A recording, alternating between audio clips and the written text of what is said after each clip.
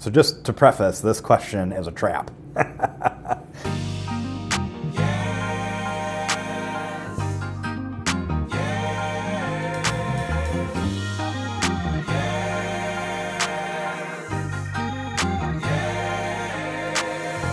In order for me to even claim that my worldview is the most ethical way of looking at the world, I would have to know all other possible worldviews, and I can't possibly do that. Nobody can. That being said, I think for the sake of argument, my morals are certainly more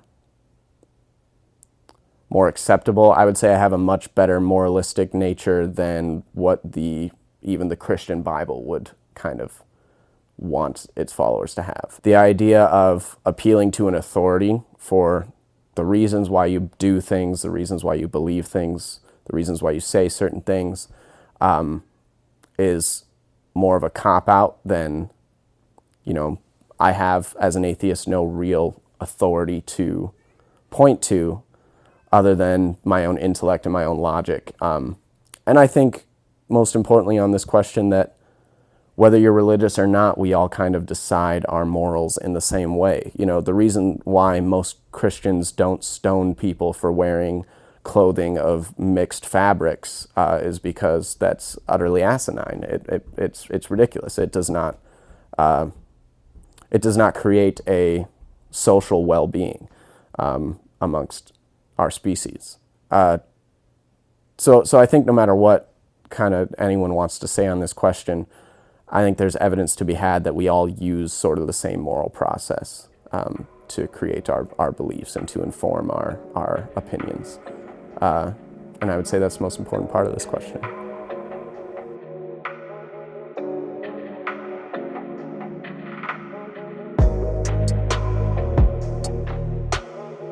If God is the essence of goodness, is everything that we need to be like him is to live ethically. It is possible for people to live in an ethical way, emulating characteristics of God without acknowledging God, but they're still acting like God.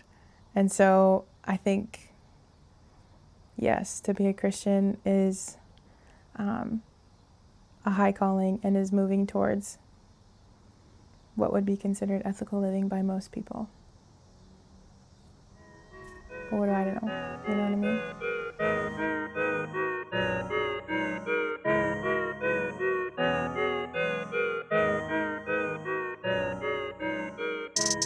I think I did become a lot less judgmental and discriminatory once I left the church.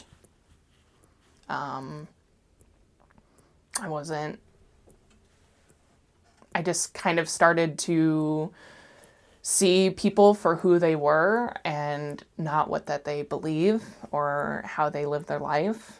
I can open up my heart to not just people that live a nice Christian life, like the good old evangelical Christian. I can't just keep surrounding myself with those people. There are other people out there that need love and that are amazing, absolutely fantastic people that we are turning a blind eye to because I don't know. It's just so frustrating to me. But yeah, I think that where I'm standing right now, I have a pretty decent worldview. I'm compassionate, I'm empathetic. But you can be that as a Christian, you can be that as a pagan, as an atheist, as a Muslim, anybody, Satanists, they're pretty cool people. They're good. I mean, a little chaotic, but they do what they do as long as it doesn't harm other people. That's pretty good, I'd say.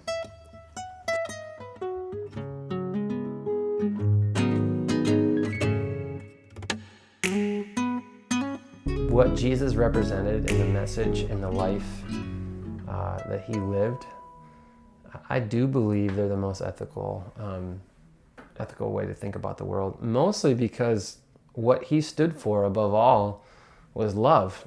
I remember sitting on an airplane with I don't know if this person called themselves a Christian, but I remember that this person went off. It was during the Afghanistan-Iraq war, and this person just went off saying like, I wish we just wipe off all Muslims off the face of the earth. And I just thought, that's so funny. Like, when has war ever solved anything by force, that we try to make people fall in line to the right way of thinking or right way of living? And what I remember in that moment that's really stuck with me is war and violence and hatred just breeds more war and violence and hatred. But for me as a Christian, and I look at our Savior, Jesus, on a cross, instead of being a king with a sword, forcing people to behave ethically or forcing people into right behavior, instead he's dying, he's sacrificing to the people who are spitting at him. He's speaking love and forgiveness and empathy, which I've found when I apply love, forgiveness, and empathy, that's actually the only thing that I've ever seen bring healing and wholeness and goodness and relationship into this world. And so I look at Jesus and the way of Jesus, and I do think it's the most ethical way, because I think love is the only way that things ever become right again. I think love and patience and peace, all these things that we associate with the way of Jesus that are so countercultural, that are subversive to maybe our instinctual behaviors as human beings, I look back to Jesus and I think, yeah, like he was trying to and did start a movement that actually gave us the power to behave ethically, and not because we have to or we feel forced to, but because love changes us and motivates us to choose what's right. For me, love has enabled me to make the good choices I've always wanted to make, but because of other reasons I haven't been able to. And so I'm pretty passionate about that. I don't see another religion, I don't see another philosophy or even system of ethics that is so clearly transformative as I do see in the love of Jesus, in the way that he taught and led and motivated and empowered people.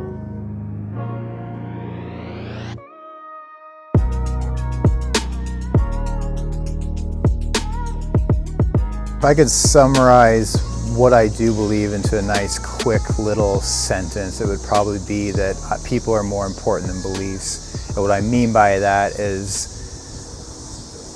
fellow humans and their overall well-being are more important than any set of ideologies that somebody might have. So an example of that could be, I believe that gay people should have the right to get married, and their right to do so comes before any sort of religious or political beliefs that somebody might have that says that they can't.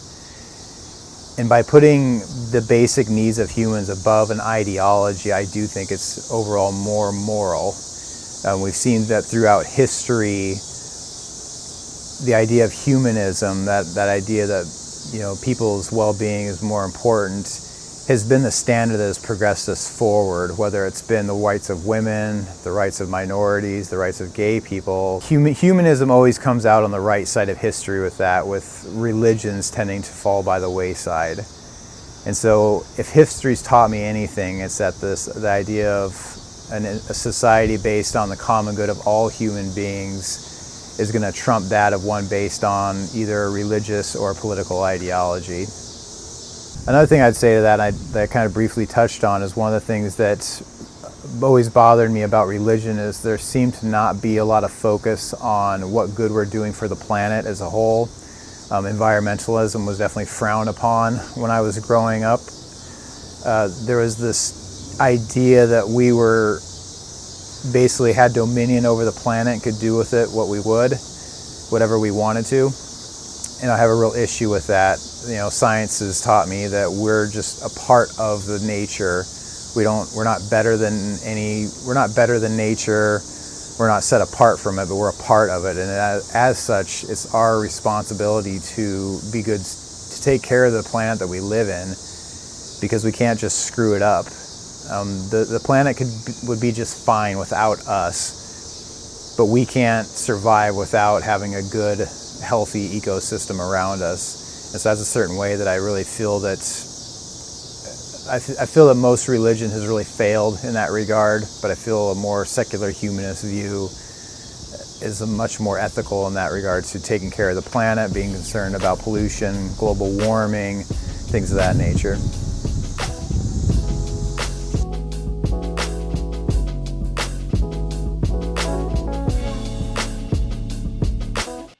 So just to preface, this question is a trap. I think that my beliefs are the most ethical way to look at the world because they don't require force. And I think that's the differentiator between what most people think about anything, whether it's politics or religion or education.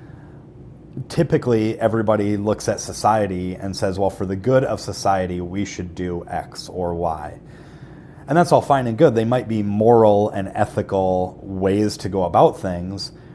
But the moment that you apply pressure and say, oh, you don't think the way that I do, we're going to use a law, or we're going to use societal constructs or cultural belief systems or whatever it is to get you to believe this, or to at least get you to act this certain way. My beliefs in Christianity and Jesus doesn't do that. Jesus simply says, this is what I have to offer. You can either take it or you can not take it. You can either follow me or not follow me, and that's your choice. And he's never going to apply force or pressure to do anything that he's asking us to do. And I think for me, that's how I approach almost everything in life and in politics. And of course, the way that our world is today is so divisive. And so, without these ideas, how would they get done, And Jesus says, well, if you follow me, then you can do them. And you can get your friends to do them. And it can be this voluntary exchange of beliefs and action through Jesus. And to me, that is the most moral and the most ethical way to approach anything in our life.